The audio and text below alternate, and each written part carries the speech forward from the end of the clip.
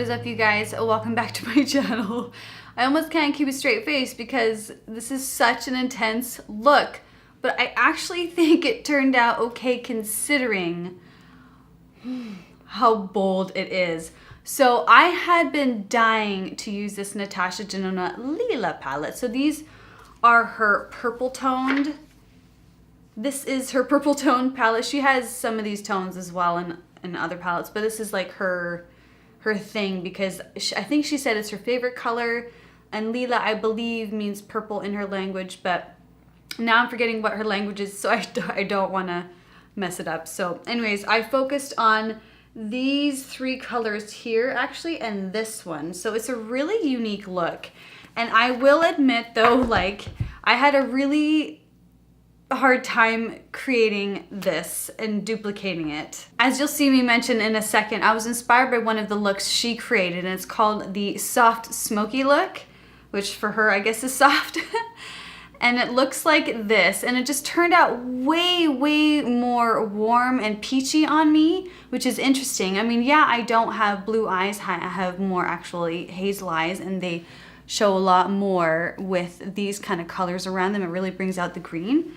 But anyways, at the beginning and through most of the video, I'm like, oh my gosh, this is horrible. And I just think it looks so bad for most of it, but I think it kind of pulls, it came together in the end. So I don't know, I had just been dying to use these colors. I just love them. I think they're so beautiful. It's still very blown out. Like, there's a lot of rich pigment high up on my brow bone, which is definitely more of like not only a blown out look, but slightly more editorial. So it's not for everyone, but that's okay. Today we are just playing, painting, doing art really. But honestly, I would wear this out on a date night with my husband just for fun, because that's how it is for me. Yes, I would be like, okay, I need to choose my outfit carefully to not like have something really soft, maybe just like white or something neutral.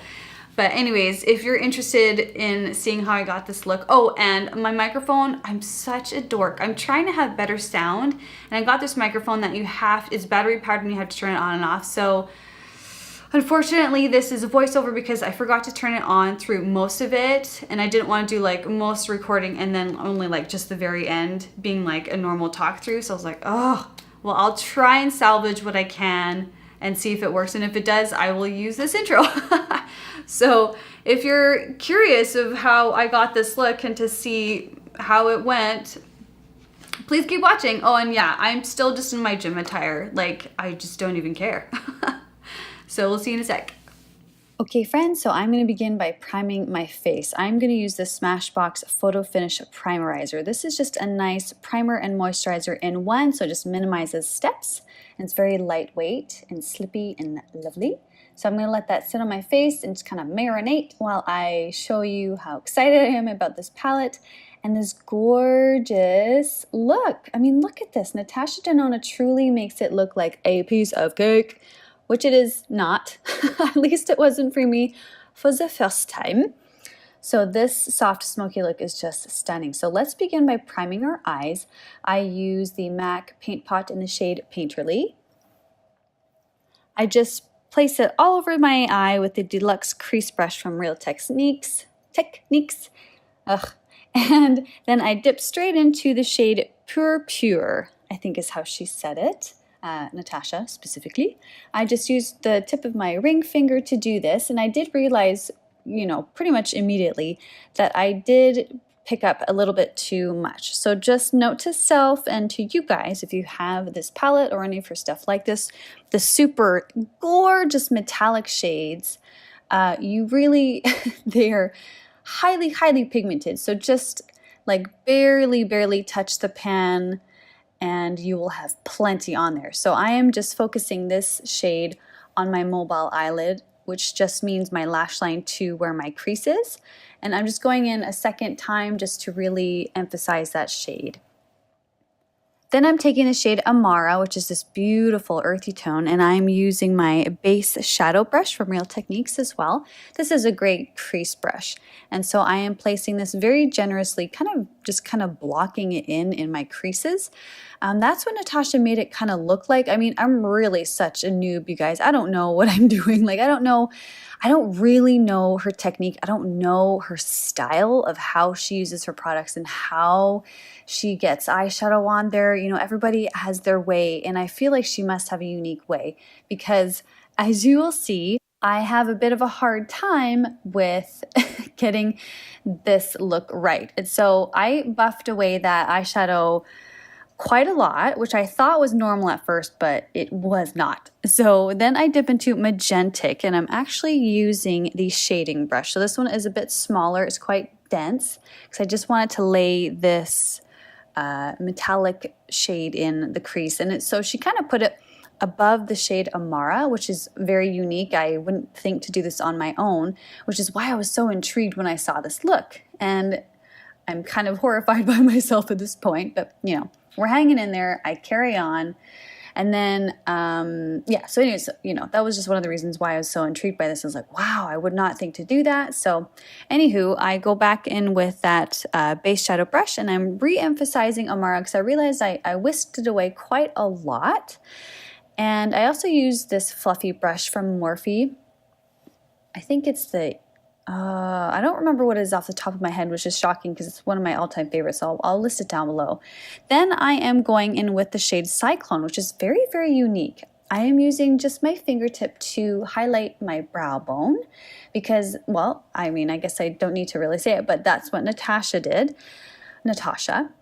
And it, you know, I will say, and as I placed each color on, I realized that they all pulled very, very warm, like truly the deepest, richest sunset colors you can think of. You know, that is how they pulled on me. And so as you'll see here, I am kind of going back into this photo and I'm showing you like, not only was I dealing with a very, very different eye shape, but the colors pulled very different on her compared to me. And speaking of the model.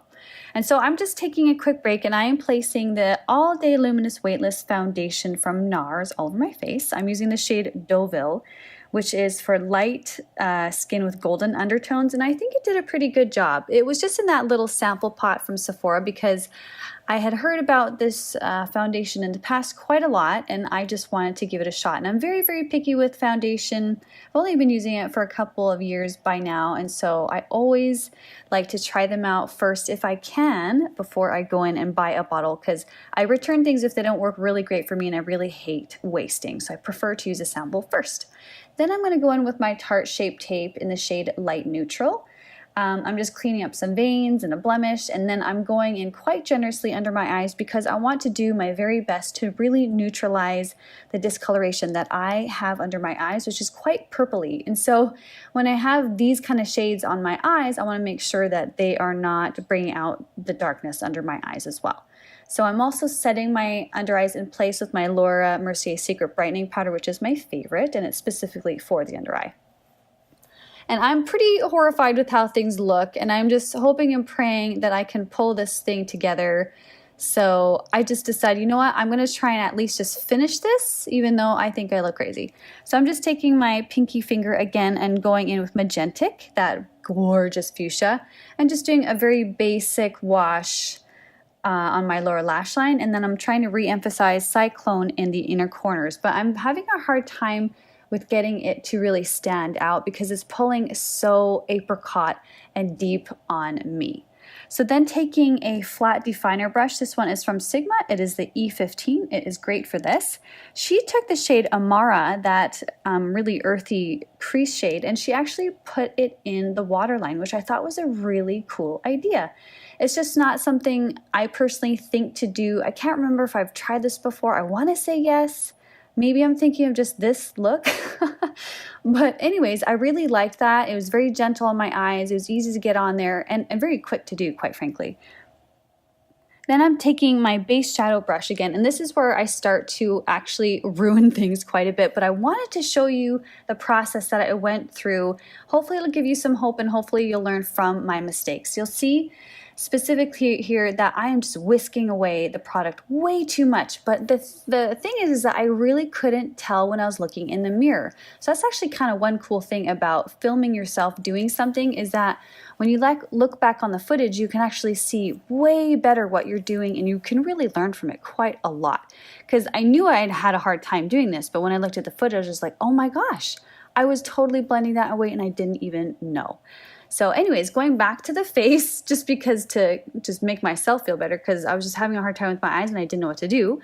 So I decided to go in with a really gentle bronzer, and that one was, I apologize, I forgot to show you, but I'm using the Makeup Forever Pro Bronze Fusion Bronzer in the shade 20M. It's very soft. It's that gel formula that's just really, really undetectable on the skin. I like it a lot. And I took my Flawless face brush from Bare Minerals, which I've had for, I don't know, over 10 years, and I adore it. So I'm really doing more of like a gentle contouring look with this bronzer, and I really like how it turned out. I think it went perfectly with how dramatic the eyes are, because I did not want to go dramatic on my face. Then I wanted to add some pink, and I really needed that balance to be on my face, and so I took a Laura Geller blush, which is one of my absolute favorites. It's in the shade Pink Buttercream, and it has this gorgeous glow, as you can see. And I just think it's just that perfect pink nude that, for me, it goes with every single look I use it with. So I love that. And then one more thing, I was like, you know what? I really, really feel like I need to add a highlighting, just a really kind of a glossy glow to this to really balance out the eyes. And for me, I felt like this was just really beneficial. So this is from Maybelline. It's their Master Chrome highlighter in the shade Molten Gold. And it's the best gold I've ever used on my face. It's just more of like that champagne gold that just matches my skin tone so well. I adore it so much, and it's so affordable. So I just did it on all the high points of my face, and I feel like it really, really helped that shade Cyclone that sadly just didn't really show up very much on my eyes. So I feel like that helped pull those things through and just really helped out that shade. Then I'm gonna define my eyebrows with using the Anastasia Dip Brow in the shade Ash Brown, and I'm trying my best here to do more of hair-like strokes. My eyebrows are not my strength, but I feel like they turned out okay this time, and just adding this definition just made such a big difference to the look. I feel like it always does. When you do your eyebrows, it just helps just a huge amount. And then I'm just re-emphasizing my beauty mark, which is just one of my little things that I love to do just because I like the look of it. I feel like it's just slightly editorial, and like in a really minor, humble way, it's my little Cindy Crawford moment.